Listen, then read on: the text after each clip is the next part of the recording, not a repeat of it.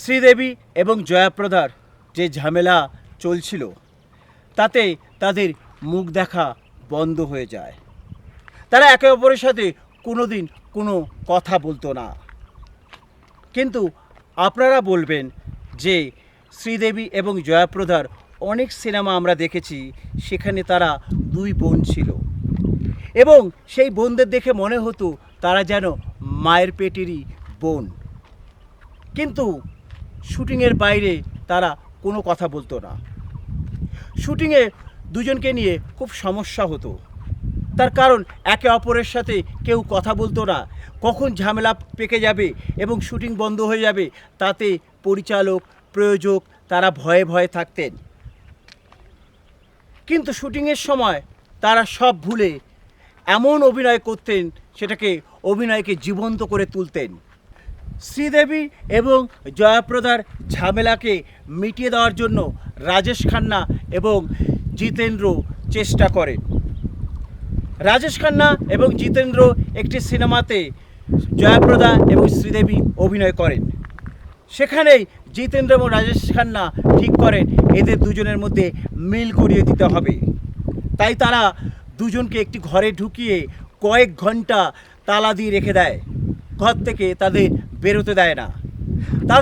তারা ভাবে যে নিশ্চয়ই এতক্ষণ ধরে ঘরে থাকবে, নিশ্চয়ই তারা একে অপরের সাথে কথা না বলে থাকবেন না।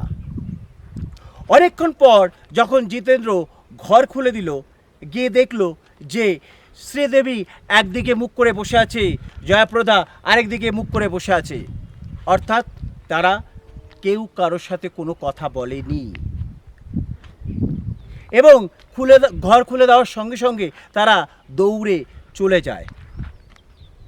জিতেন্দ্র রাজেশ খান্নাও ফেড আপ হয়ে যায় দুজনের মিল করতে গিয়ে।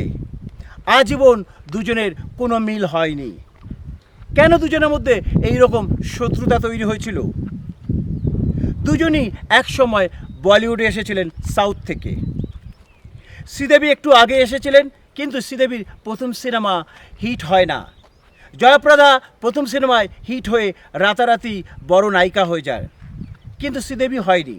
শ্রীদেবী দ্বিতীয় ইনিংসে এসে তিনি রাতারাতি স্টার হয়ে যায়। শুরু হয় সেইখান থেকেই প্রতিদ্বন্দ্বিতা। অর্থাৎ শ্রীদেবী এসে রাতারাতি পুরো বলিউড তিনি ক্যাপচার করে নিচ্ছিলেন। তাতে জয়াপ্রদা মেনে নিতে পারছিলেন না, তার জন্যই শুরু হলো তাদের মধ্যে দ্বন্দ্ব। আজীবন দুজন কেউ কারোর সাথে কথা বলেনি। শ্রীদেবী মারা যাওয়ার পর জয়াপ্রদা ইন্টারভিউতে বলেন, আজ শ্রীকে খুব মিস করি এবং কেন তখন এমন করেছি আমি বলতে পারবো না, কিন্তু সেটা করা ঠিক হয়নি। আমাদের মধ্যে তেমন কোনো ঝগড়া ছিল না, ঝামেলা ছিল না। কেন যে আমরা করেছি, আমরা ছেলে মানুষই করেছি।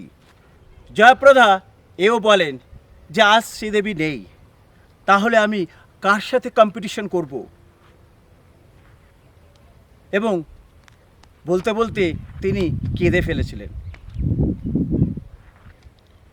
এই রকম আরও গল্প পেতে আপনারা চ্যানেলটিকে সাবস্ক্রাইব করুন, লাইক করুন, শেয়ার করুন। নমস্কার।